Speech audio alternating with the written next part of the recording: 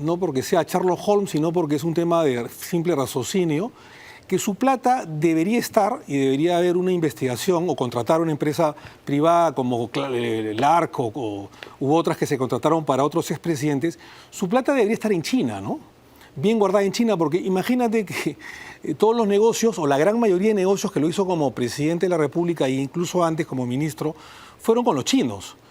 Y en China es un gobierno dictatorial, comunista, que de ninguna manera va a abrir cuentas o sus cuentas en los bancos chinos por pedidos expresos de la justicia peruana o la justicia suiza. Él estaba desesperado por la vacuna china. Por eso digo, por la vacuna china, con las mascarillas chinas, las pruebas rápidas chinas, sí. Todo con los chinos, porque él es consciente, es un tipo perversamente inteligente, Vizcarra, sabía perfectamente que si querían solicitarle el levantamiento del secreto bancario en China, no lo iban a hacer porque el gobierno chino es una dictadura comunista que de ninguna manera iba a ofrecer garantías o iba a acceder a los pedidos de solicitudes del gobierno peruano, de la justicia peruana o de cualquier justicia occidental.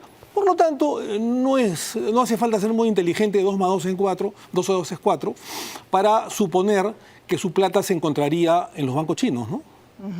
Pero digamos, si usted tuviera que responder la pregunta cerrada de que por qué Vizcarra sí cometió delitos de lesa humanidad, ¿qué contesta? Él escondió en los muertos. Cuando yo era congresista en esa época, lo denuncié en repetidas oportunidades, jugaba con la fiscal de la Nación en esa época, Ábalos. La señora Ábalos, correcto. Y en ese momento, cuando se le decía que habían 45.000 o 50.000 muertos, él decía que no, que habían apenas 15.000 o 18.000, que era bastante.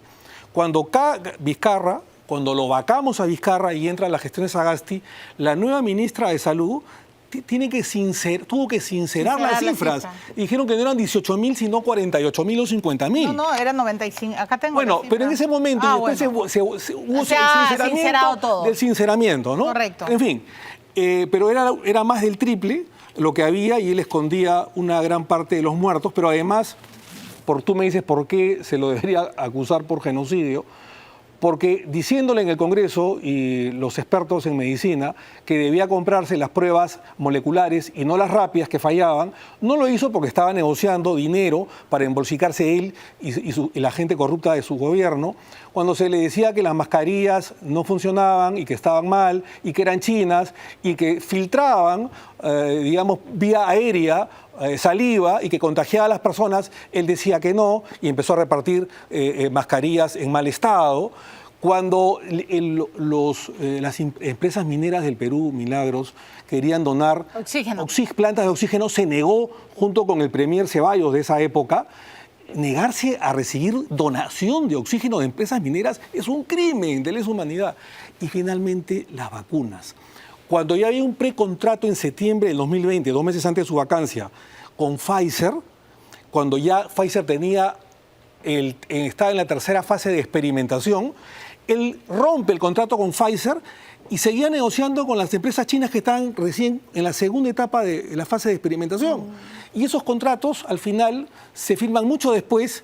La segunda ola, que fue más mortal que la primera, ¿no es cierto?, más lesiva que la primera, llega en enero y todavía no llegaban las vacunas. Recién llegan en marzo del 2020, ya con Sagasti, cuando en América Latina las vacunas de otros países no chinos habían llegado en septiembre, octubre. Sí, claro. ¿Cuántas muertes se pudieron evitar si se hubiera no solamente contratado con Pfizer, sino con otras empresas que no eran chinas? Y él negociaba con chinas y después nos enteramos en enero del 2021 que ya no, cuando Vizcarra no era presidente y había sido vacado, que él se había vacunado junto con la capitana del barco, su ministra de Salud y su gabinete, en secreto, junto con su familia, junto con su chofer, sus hermanos, etc. ¿Y con quiénes más? Así es. Desconocida. Y con sus amantes probablemente, ¿no? Te acordarás que lo que sucedió después. Bueno, más allá de eso, o sea, para usted siguió una política asesina. Él pudo evitar, siguió una política genocida, asesina, de no prevención, no por negligencia, como te ha dicho un consejero regional, sino de manera dolosa.